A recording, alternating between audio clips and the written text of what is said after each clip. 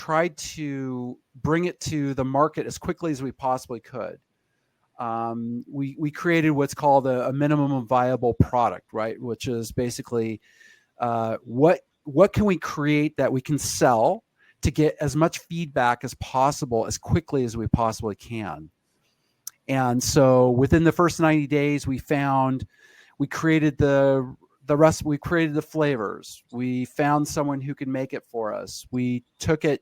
We had a booth at the Pike Place Market across the street from the original Starbucks. Literally on the street, Friday, Saturday, Sundays, I would go there, put up a tent, and sell this, and it was like 90, it was in the summer, it was 90 degrees outside. So we thought, okay, if we can sell the product where people will pay us money in these circumstances, then we really have something. And it did. It kept propelling us forward. Right. So after that, people bought, and at what point did you say, hey, let's go big? It was always in our mind that, okay, it could be a very big category. Okay. So you look at the hot beverages, coffee, tea, it's like $150 billion market just in the United States. Okay. We thought, okay, so, is that our market, or is the soup market our market, which is, about 2 or 3 billion. And we kept presenting it to buyers, like at specialty stores or grocery, and no one really knew where to put us, because we were kind of crashing these two categories together, right? We were disrupting these two categories.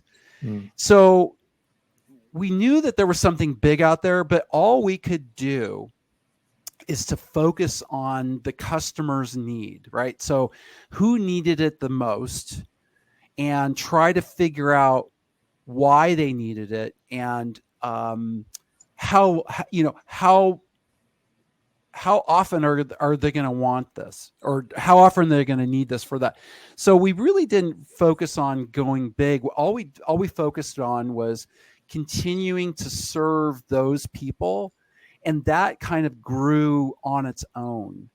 Not to say that it wasn't painful. There were lots of painful parts of that we had to go through in order to kind of get where we are today.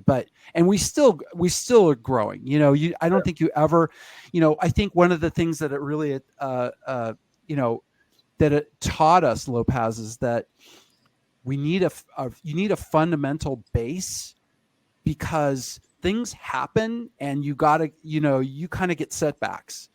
And so you're constantly kind of growing and getting little setbacks. And if you don't have a firm base when you get those setbacks, it's a big problem. Yeah. I don't think there's ever a finish line. You have to, it's constant change and no finish line. And if you're not comfortable with that, it's hard. It's very hard. Yeah. So how do you decide to come out with different flavors? Originally we came out with tomato basil. That was the most popular soup flavor in the United States. And that's why we started with that. The other flavors were really influenced by our travels, by our kind of family culture, and what we thought tasted really, really good. And so, for instance, the Thai lemongrass and the Delight Pho flavors are our top. They're our top selling flavors. We just happen to tap into this need for like global flavors that people are really gravitating to. And during COVID, that really was, people were looking for that because they weren't traveling, but they wanted a taste of it. And so that just propelled it, to another level. Yeah, that's for sure.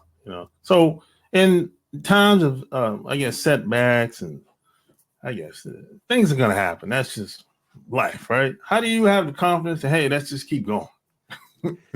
It's that blind optimism. Every couple of days, this is what happens, and this is what keeps us going. You would think, oh, is it the money? Is it the getting the accounts? Is it, all these things? The thing that keeps us going is the person who's going through chemo treatment for cancer sending us an email saying, your product was the only thing that got me through the day. I looked forward to it after my chemo treatments, and that's, it made me feel good. That kind of feedback, or the construction worker who says, I got sick and tired of bringing coffee to work, and I brought your broths, and it just made my life, so much better. That kind of feedback to us is really what keeps us going. And people, it's funny when, because sometimes people will call me, and I'll say to them, you're giving me goosebumps by telling me this, because number one, you don't know, I don't even know who you are. You found our product, and you took time out of your day to call us and tell us how much you appreciate it. That piece of it, I can't really put it into words. How important that is in what we're doing. And I think that also, a lot of people say, boy, if I called Campbell Soup, I wouldn't talk to someone like